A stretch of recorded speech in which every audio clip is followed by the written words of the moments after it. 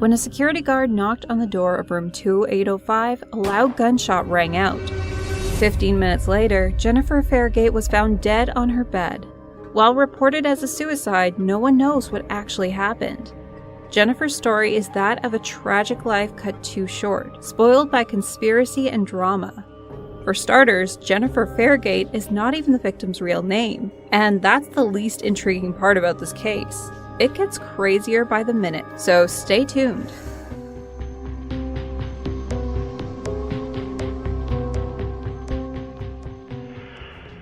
On June 3, 1995, Jennifer Fergate checked into the Oslo Plaza Hotel in Norway using a fake name and a non-existent Belgian address, all without a credit card or identification. In fact, there was even more reason to believe that her name was a pseudonym. On the hotel forms, the woman misspelled Fergate as Fergate twice. This was with a man who in the registration paperwork went by Louis Fergate, but following their arrival, he was never seen again, and there is no evidence of him staying in the room. It was one of the best hotels in the city at the time, and a room cost $330 per night in current monetary terms. This evidence is important for one of the theories we'll talk about later that could explain the murder. Even after staying for 3 nights in a row, the occupants had not paid a penny. How a person can stay in a hotel without preparing to provide any guarantee of payment has never been explained. However, the lack of persistence by some staff members was noticed by witnesses.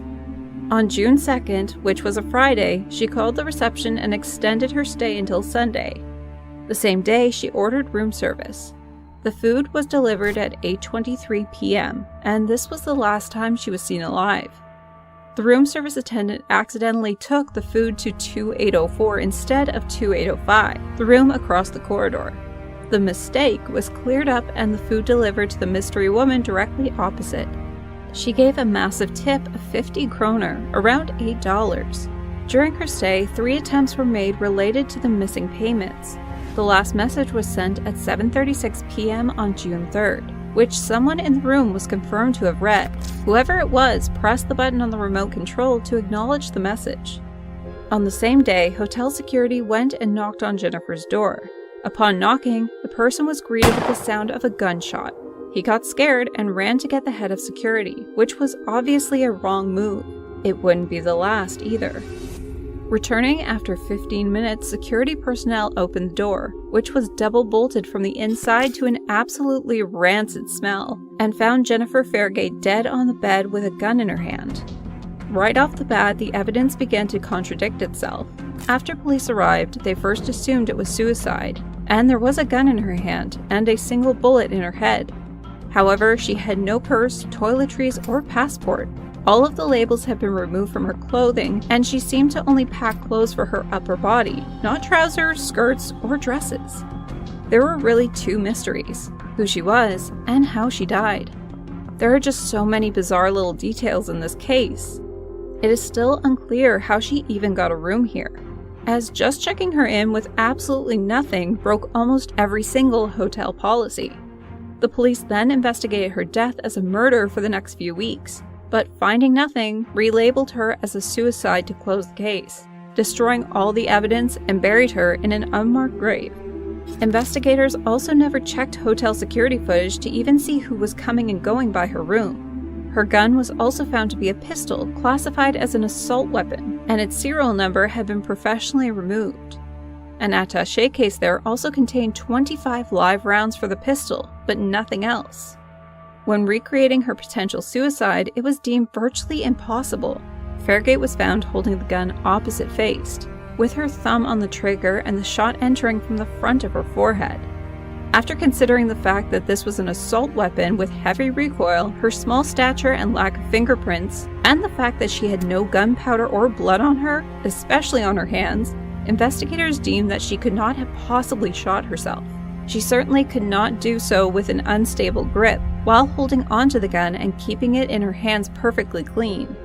She was also dressed unusually for suicide. She was wearing a luxury jacket, fancy top, skirt, stockings, and high heels, fashioned all in black, and had recently showered. Her outfit was compared to somebody getting ready to go to a club rather than somebody preparing for their last moments. With Oslo police doing nothing, Fergate's case was picked up by Norwegian journalist, missing persons, and John Doe expert Lars Wagner, who walked people through the tragedy in the Unsolved Mysteries episode. Motivated by Fergate never being identified or having a gravestone, Wagner wrote the original article on her and had pursued the case in his own time for the past 25 years, just so he could give her family some closure and due respect to this woman and her life. After talking to experts around Europe, it is clear that she did not kill herself, but it is even less clear what actually happened. Hotel staff reported that, when ordering, she tipped 500% the normal amount. It is unclear why or even where she was keeping this money. One theory points to another hotel guest, who was staying in the plaza during the same time as Fergate. The guests in the neighboring room 2808 came forward claiming that they did see a Belgian man who stayed across the hall acting very unusually. Police actually tracked this man down and asked how he learned of Fergate's death. He claimed the front desk told him when he checked out that morning. This threw more suspicion on him, as besides being another Belgian connection, he was lying about this. Fergate died that night, after this man checked out. He had no plausible way of knowing until he watched the news or was approached by police. It is unclear if this resulted in any new information. However, the trail went cold. The only thing known was that she had some connection to Belgium, and she claimed she was 21 at check-in, although the autopsy reported that she was most likely 30. However, this changed in 2016. With technological advances in the then 2 decades, her body was exhumed for dental and DNA analysis. The results heavily narrowed down the almost infinite possibilities and made the evidence even more unclear.